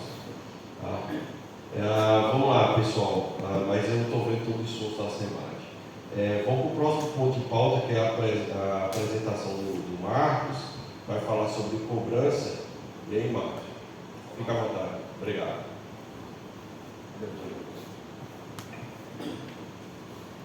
Pessoal, bom dia, né? Sou Marcos Aurélio, analista ambiental da SEMAD. Estamos aqui na gerência que cuida, além do apoio aos comitês, dos outros nossos instrumentos ali, que é o plano, o enquadramento e a cobrança, né? Então, eu vou dar a ideia dessa apresentação, é só um panorama de como a gente está até esse momento em relação à cobrança e os próximos passos agora, que a gente já está na iminência da emissão dos primeiros boletos. Então, vamos falar mais ou menos como é que onde a gente partiu, onde a gente está até esse momento. Então, só fazendo uma pequena linha do tempo aqui da cobrança, lembrando que a nossa lei, a 3.123 de 97, e aí foi isso que deu a abertura judicial, a nossa lei estabelece que a cobrança deveria ser feita a partir da publicação dela, ou seja, desde 1997 o Estado de Goiás já poderia estar cobrando. Só que óbvio que esse caminho não foi seguido por nenhum outro Estado, porque a nossa presidência, inclusive, ela trazia um caminho diferente, um caminho natural, que seria via comitê de bacia, conselho e implementação da cobrança. Então, a gente vinha respondendo ao Ministério Público durante vários anos, eu desde 2010 na SEMAD, eu me lembro pelo menos a partir de 2015, a gente sempre respondendo ao MP de que esse caminho estava sendo seguido nos comitês, a gente tinha GTs criados, só que isso não avançava, o MP entendia que não estava avançando e propôs uma ação civil pública em maio de 21, exigindo que o Estado implementasse a cobrança. Em julho, houve uma liminar concedida pelo Tribunal de Justiça do Estado, obrigando o Estado em 60 dias a editar um decreto. Nessa época a gente de novo apresentou que estava caminhando, a Justiça segurou um pouco, mas aí, até 23 a gente segurou mais ou menos, em abril teve uma audiência de conciliação e a SEMAD se comprometeu, no caso do Estado de Goiás e a SEMAD, a editar esse decreto de cobrança que saiu ali em junho de 23, né? Então, em junho a gente publicou o decreto 10.280, que é o que está vigente, que regulamentou os artigos 16 e 49 da lei, 49 que falava que o Estado tinha que cobrar, e assim a gente implementou. Em outubro, o juiz deu como concluído, então de fato o Estado tinha cumprido a sua obrigação, deu por extinta a ação, e aí a gente então teve que ir aqui no âmbito dos comitês, né, apresentar os nossos planos de aplicação, que a gente aprovou em fevereiro desse ano, todos os planos de aplicação, inclusive aqui do agora, com base lá da Câmara Estadual, e os comitês também afluentes ao Paranaíba, os nossos outros 4 comitês de vacina. Nesse meio tempo, né, o Estado de Goiás, lembrando que ele adotou lá na lei do licenciamento a ideia do fundo privado. Então, né, com a justificativa de que a gente teria mais facilidade na execução do recurso, né, a possibilidade de não contingenciamento, então a gente adotou os fundos privados, como criado na lei do licenciamento, o fundo privado também de recursos hídricos. Isso de conversão de multas veio um pouco depois, né, e não saiu na lei do licenciamento, veio na sequência. O decreto 10.591, ele regulamentou o fundo privado, então como que seria a operacionalização desse fundo de recursos hídricos, e aí a gente partiu para o chamamento público, a gente fez uma licitação para escolher qual seria a entidade que ia operar esses fundos, né? Então, em março de 25 lançamos o edital, rodamos em julho, e a GEVAP, que é a agência de vacinas que hoje cuida da Bacia do Paraíba do Sul, e a maior agência mais antiga do Brasil, trabalhando com o Comitê de Vacina com aplicação de recursos da cobrança, foi a vencedora do edital em Goiás. E essa parceria foi celebrada no dia do Cerrado, no dia 11 de setembro. Então, a GEVAP é que vai cuidar da gestão dos 3 fundos, né, que é o Fundo de Recursos Hídricos, o de Conversão de Multas e o Fundo de Compensação Ambiental, e também dar o apoio ao funcionamento dos comitês e aplicar os recursos da cobrança. Nesse meio tempo, teve uma decisão do governo do Estado, que foi uma possibilidade de alteração do decreto da cobrança. Isso foi apresentado, né, como o Mário gosta de lembrar, foi apresentado aí no Conselho, dia 19 de outubro, essa alteração que o Estado estava fazendo no decreto da cobrança, que é o que eu vou mostrar para vocês. Em 28 de outubro foi publicado o decreto 10.804, que alterou o 10.280 em algumas coisas que a gente achava interessante alterar, que eram mudanças, e na questão da isenção da irrigação e criação animal. Felipe, se puder colocar lá o decreto para mim, o 10.280 retificado, né? Tem que sair da apresentação. Sem problema. Aí vou mostrar aqui quais pontos que a gente alterou no decreto, 10.280. Então esse é o decreto já retificado, 10.804 alterou ele, e a gente alterou ele no artigo 4º, né, a gente retirou, a gente tinha o inciso 3 e 4 ali, que estabelecia como que se daria a possibilidade da gente utilizar o volume medido pelo usuário no cálculo da cobrança. O inciso 3 trazia, né, que para usar o volume medido precisaria de uma regulamentação que fosse aprovada pelo comitê, pelo conselho e pelo órgão gestor, e o inciso 4 trazia que essa regulamentação deveria ser aprovada apenas pelo órgão gestor. Então, entrava em conflito, a gente excluiu o inciso 4 e manteve o 3. Então, para que se possa usar o volume medido, há necessidade de uma regulamentação aprovada pelo comitê, conselho e o órgão gestor, SEMAD. E a gente excluiu todo o parágrafo único desse artigo 4º, que ele era muito confuso. Então a gente trazia lá, por exemplo, categoria de uso urbano e uso rural. Aí a indústria olhava no padrinho e falava, pô, mas eu estou na zona rural, então meu preço é uso rural? Não, não é. Então a gente estava gerando muita confusão, lembrando que esse modelo a gente trouxe do Paranaíba, que tinha copiado o 12, que tinha copiado lá do PCJ, então estava muito confuso, a gente excluiu todo esse inciso, que na verdade eram exemplos, e a gente deixou de fora. Pode ir lá no 20 agora, no artigo 20, Felipe. E depois no artigo 20, que foi a maior mudança, foi as regras transitórias. Então antes estava previsto que a gente teria 2 anexos, uma cobrança referente ao ano de 24 e a outra a partir do ano de 25. E agora a gente vai passar a ter 3 anexos. Então no ano de 24 a gente tem o anexo 1, que são os PPUs do anexo 1. No ano de 25 a gente tem um outro anexo referente aos PPUs, aos preços públicos unitários do ano de 25. E a partir do ano de 2026, aí sim a gente tem um quadro cheio para todas as finalidades de uso. Outra mudança importante é que a gente tinha estabelecido que os boletos eles seriam emitidos no primeiro trimestre do ano seguinte. Com essa modificação agora a gente tem um prazo até o primeiro semestre, então tem até junho para emitir os boletos referentes à cobrança do ano anterior. O IGPDI continua mantido também como índice de correção. Acho que só isso, né? Desce mais um pouquinho. Isso. Agora eu vou mostrar, vou voltar na apresentação, que aí eu vou te mostrar como ficaram os novos quadros dos PPUs agora, né? Da cobrança. Então aqui a gente tem os valores para o primeiro ano. Então a mudança que trouxe nesse decreto, né? Foi a alíquota ficou zerada para irrigação e criação animal no ano de 2024, são os primeiros boletos que saíram agora, e para os demais setores usuários é metade do PPU cheio, né? Então, tanto na área superficial quanto no subterrâneo, e PPU para rebaixamento e para lançamento superficial. Lembrando que isso aqui está em reais por metro cúbico, né? Então, tem em torno de 1 centavo, 1,7 aqui no primeiro ano, para abastecimento, consumo, indústria, mineração, para os outros tipos de uso. Por isso, a necessidade de retificação que a gente vai falar, porque se ele está com outras finalidades e não retifica, então uma irrigação provavelmente pagaria 0 no primeiro ano, vai pagar lá o 0,172. Então, é importante a retificação por conta disso. O próximo, Felipe? Não, desculpa, eu mesmo.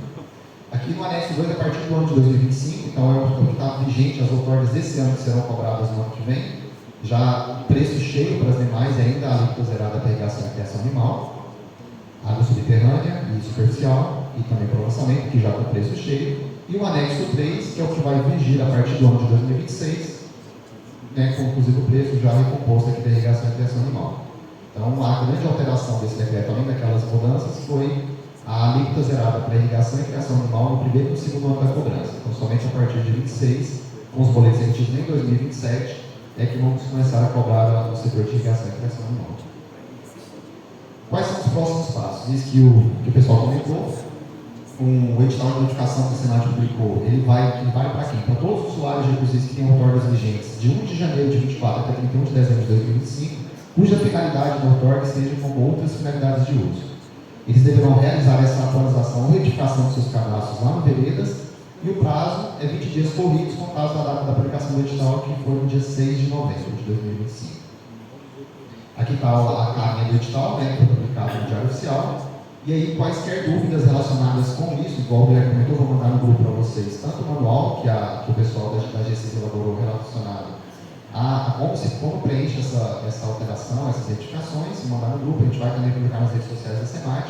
E qualquer dúvida que tiver nesse processo, é a gerência de manejo de base de sistema que vai tirar vocês com o telefone e o contato aqui do e-mail também, relacionado a essas atualizações. Isso é importante para evitar que a gente cobre algum usuário que esteja lá com outras finalidades, caso esteja fazendo uso para irrigação ou qualquer tipo de uso.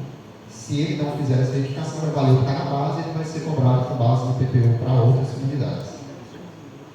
Emissão dos boletos. Então, a gente está se organizando para, a partir da semana que vem, emitir os boletos de cobrança de forma escalonada. A gente vai começar pelo abastecimento público, onde a gente tem as informações um pouco mais consistivas e mais precisas. A partir do dia 17 do 11, deve começar a emitir os boletos para abastecimento. Indústria e mineração, a partir do dia 24 de novembro. E para as demais finalidades, a partir do dia 1º de dezembro. Isso referente ao ano de 2024. Então, todo mundo que teve uma outorga vigente em 24, se for parcial ou durante o ano como todo, ela vai receber um boleto de cobrança a partir dessas datas. Então é isso, pessoal. Me coloco à disposição se tiver alguma dúvida. Então, estamos aí para tentar esclarecer.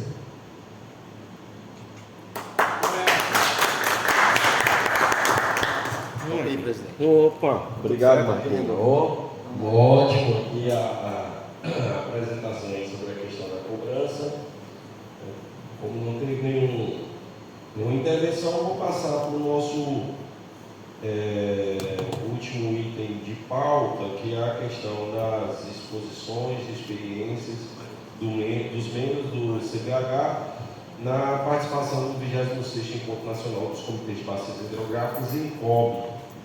E o Pablo, diga lá, Diogo. Leva o microfone para mim. Só pela ordem, para poder fazer uma pergunta para o Marquinhos, eu não sou nem usuário, mas eu estou em dúvida. Não, claro. Vem cá, Marquinhos. Bom dia de novo, Marcos. Parabéns pela apresentação. Marcos, deixa eu te fazer uma pergunta. Se de repente o usuário que tem lá outras finalidades, né, como você disse, ele tiver a cobrança de certa forma não indevida, mas cobrada de forma errada, como que ele vai fazer? Já tem alguma definição sobre isso? Ele vai entrar em contato com a SEMAD, vai ter um tempo para ele se... olha, eu tive um boleto cobrado errado, pode ser emitido um novo boleto, coisas desse tipo? Sim, lembrando que desde o decreto nosso da cobrança, a gente colocou lá que o usuário pode a qualquer momento solicitar a correção do valor cobrado, né, coordenação, por exemplo, do boleto e tudo. Para esse primeiro ano, como está tudo muito em cima, provavelmente a SEMAD vai estabelecer um procedimento muito específico para esse ano. Mas a partir do ano que vem, a gente está terminando com a IEM também, ela vai estabelecer todos os caminhos necessários para o usuário contestar o valor, pedir retificação, tudo isso é possível. Então, assim, se mesmo após esse processo de retificação, o usuário não conseguiu retificar e teve um boleto emitido e está de desacordo com o que ele entende que está, tanto em termos de valores quanto na finalidade de uso, ele pode contestar, mas provavelmente vai abrir um caminho via sistema eletrônico de informação, mas isso ainda vai ser construído, e aí o usuário vai ter essa possibilidade de fazer essa correção. Essa é a ideia. Marcos, só uma questão importante para a gente trazer é, mesmo os usuários que não estiverem dispostos naquele anexo único, né, ele também pode fazer essa correção. Não precisa esperar, né, sair um outro anexo para você fazer a correção. Então, você já viu lá, sua portaria está com outra finalidade de uso, você já pode corrigir para que lá, quando você vier a ser cobrado, já seja uma cobrança feita de acordo com o que você realmente utiliza. Perfeito, é isso mesmo que eu até falei, né, mas junto com aquele edital vem um anexo único, com os nomes, o Guilherme colocou, já listando as pessoas que estão nessa condição, mas independente de estar no anexo, é importante que todo mundo identifique essas outras finalidades. Ou mesmo que está classificado uma finalidade que está divergente do fato, ele peça essa retificação e essa correção. Bacana. Tá, então no tempo mais, vamos aqui para o nosso último ponto de pauta, depois a gente vai abrir os informes gerais, aí tem já algumas solicitações, e aí a gente vai passar algumas informações também para vocês. E aí, como eu estava comentando, é a experiência na participação dos CBHs no 26º Encontro Nacional de Comitês de Bacias Hidrográficas, o INCOB, que aconteceu em Vitória, no Espírito Santo, esse ano. E aí aqui, por incrível que pareça, apesar de a gente estar num comitê relativamente grande, tiveram poucas adesões, né? Poucas pessoas participaram. Sim, eu participei, acho que o Marquinhos aqui também participou, na Senac for Rafael, que é esse comitê. A Cida vai comentar um pouco para vocês também, mas para dizer como é que foram as discussões lá. Foi um evento muito voltado para a questão de inovação, mudanças climáticas, etc. O que eu não achei interessante foi que estavam tendo muitos eventos, temas paralelos, né? Então, assim, falava de cobrança numa sala, no mesmo horário estava falando de enquadramento na outra, e aí isso prejudicou um pouco a participação da gente, que tem interesse para participar das discussões em todos os pontos de pauta, né? Acho que foi isso, e mais a participação do Fórum Nacional, que a gente teve o João Ricardo como membro, né, para tentar se eleger. A gente tentou eleger como diretor-geral do Fórum Nacional e acabou não dando certo. Cira, para você aqui finalizar sobre isso e dar uma cobrada para o pessoal participar. Bom dia a todos. Para quem nunca participou, gente, é um evento, né, muito importante. Nós teremos aí agora um aporte financeiro da cobrança, mais oportunidades, mais simpósios, mais eventos, e a procura tem sido, né, pouca. Então, assim, vale a pena, é enriquecedor, é muito conhecimento, além de interagir com outros estados. O INCOB é exclusivo de comitê de bacias, então, tendo oportunidade, vão participar. Vou antecipar aqui, né, a SEMAD vai realizar um evento, ainda assim, a data provavelmente entre 18 e 21 e o local ainda a ser definido. Mas vai ser um evento muito grande, vai ser um evento especial, onde eu sei que muitos já têm algumas programações, mas eu gostaria que vocês colocassem na agenda de vocês. Nós teremos aí a presença do governador, vários deputados estaduais, municipais, autoridades, e a gente conta não só com a presença de vocês, mas que vocês nos ajudem a divulgar esse evento. Semana da Água, vai ser em março de 2026, mas a gente já está fazendo uma programação com antecedência, e assim que estiver tudo pronto, nós vamos mandar para vocês os convites, e gostaria que vocês nos ajudassem nessa divulgação e fossem participar com a gente. Bom, muito obrigada. Obrigado, Cida. Salve de palmas para Obrigado, Cida. Então, assim, Marquinhos, quer falar alguma coisa da questão questão do Envolve, então não tenho mais nada do Envolve, só reforçando aí a questão da CIDA, que participa, é boa integração, não só com os comitês de outros estados, mas também com os comitês estaduais nossos. Eu sei que o Mário participa da grande maioria dos comitês, eu também, a gente até conhece, mas alguns não são específicos daqui, então a gente acaba conhecendo o pessoal do Meia Ponte, acaba conhecendo o pessoal lá do Rio dos Bois, do Baixo Paranaíba, do Corumbá Veríssimo e São Marcos. Então isso é interessante também, a gente está discutindo para ver como é que fica a dinâmica também dos outros comitês. Então, mais uma vez, eu reforço o interesse e a participação para vocês. Lembrando que foi no Espírito Santo, em Vitória, né, no local de praia, né, então é bem interessante. O próximo vai ser em Fortaleza. Aí eu sou suspeito, porque também lá na praia, eu sou de lá também, né, nasci lá, mas já vão se organizando aí para o próximo encontro. Pessoal, vamos passar agora para os informes gerais e aí encaminhar aqui para o encerramento da nossa reunião. Eu sei que já tem um pedido do Mário para estar falando um pouco aqui da questão de descentralização, da regionalização, perdão. E aí, como isso é totalmente voltado à questão do saneamento, é interessante ele tocar nesse ponto. Depois a gente vai falar de alguns eventos aí, vai acontecer um evento que o Mário também encaminhou, a gente está acompanhando, sobre o Araguaia, lá no CREA. Eu vou estar passando aqui a data para vocês, também no final desse mês, um evento com o pessoal do Mato Grosso, aqui do Alto Araguaia, um seminário, e aí eu vou estar também compartilhando com vocês no grupo e falando aqui as datas. Marco, vai tocar? Vamos aqui? Rapidinho? Vamos lá? Vai projetar alguma coisa? Vou projetar. Bom, então fica à vontade. Desculpa aí, só não, fica à vontade.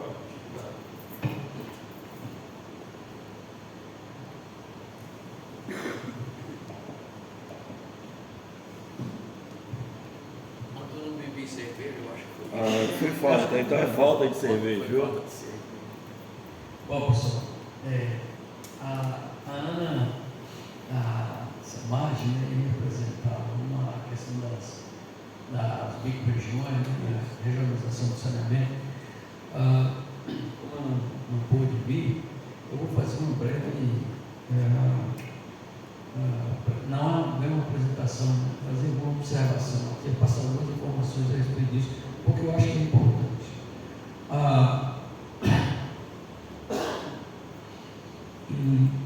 Através da Lei 182 de 2003, o Estado de Goiás, atendendo à legislação, à Lei 14026 de 2020, essa lei ela modificou a 11445, que é a legislação sobre o saneamento no Brasil. A Lei 14026, ela obriga os estados a implantarem a regionalização do saneamento. Tá?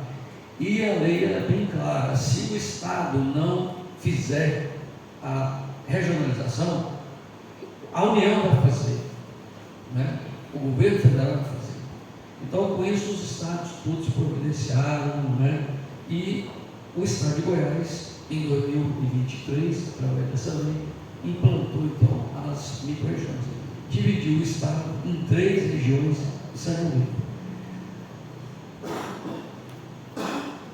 São essas.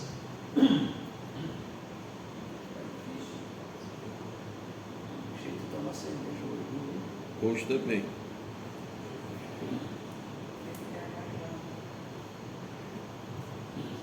Na divisão do estado em 3 micro-regiões, observou-se em cada uma delas algum polo de desenvolvimento do estado. Tá? Isso como forma que, através do que a gente chama de subsídio cruzado, não é? A micro-região ser sustentável economicamente. Tá?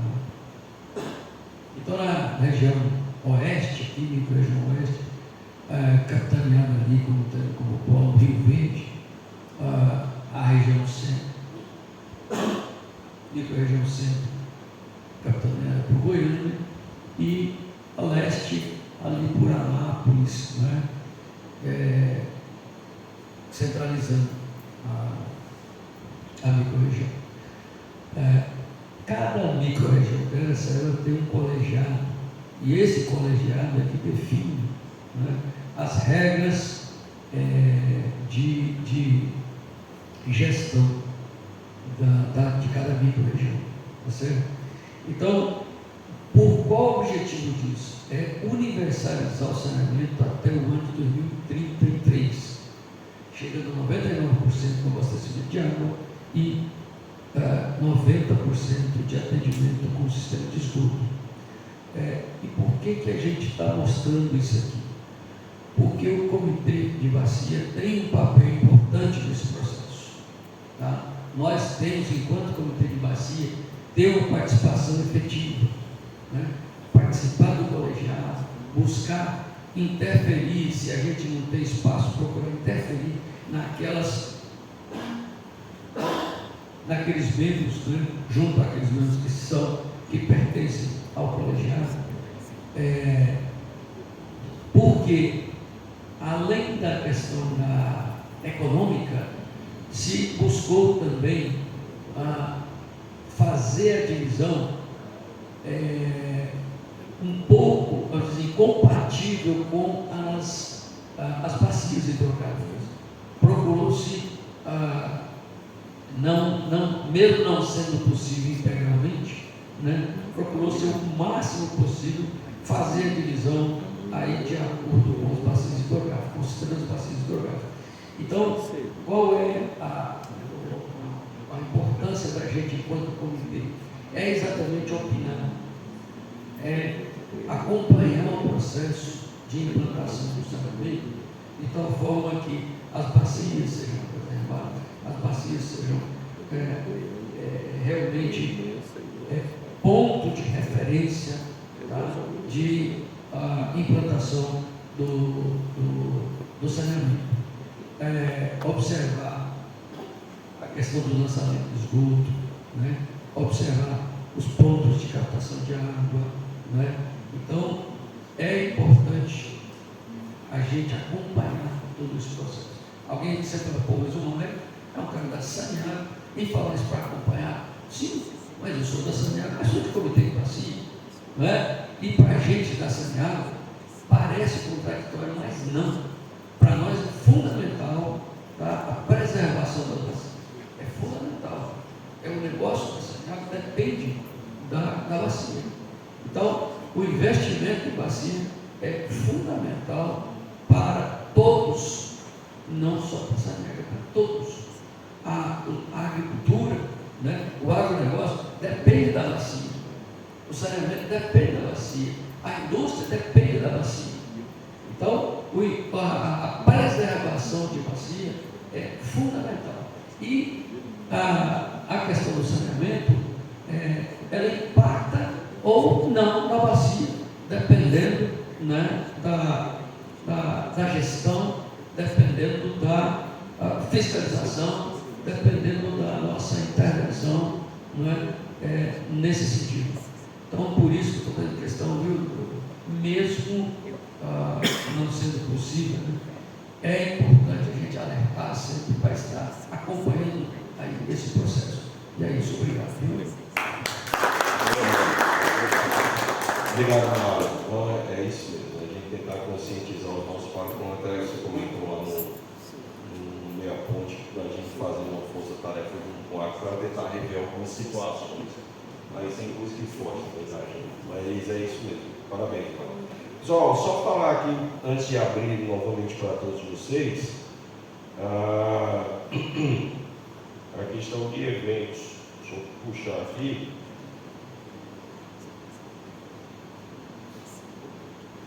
Vai ter de 18 a 20 de novembro de 2025, lá em Barra do Garças, o seminário de recursos hídricos da Bacia do Alto Araguaia. O evento está sendo puxado pelo pessoal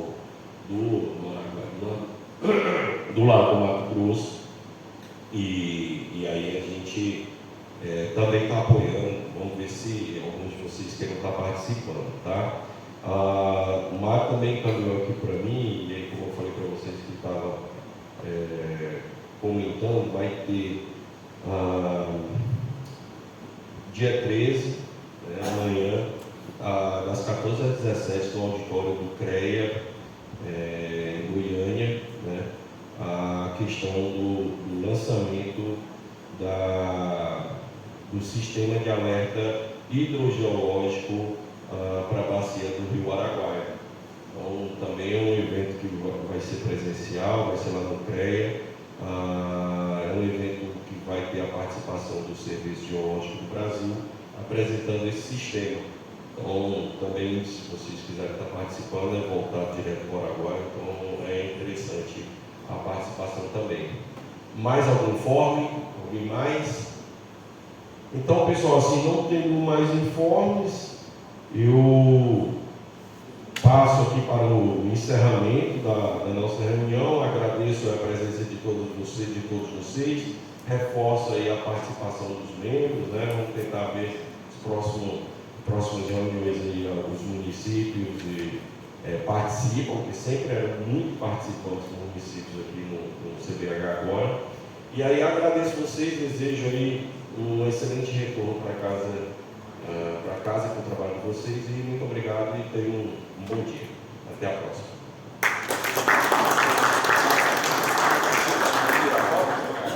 Vamos tirar uma foto aqui Na frente?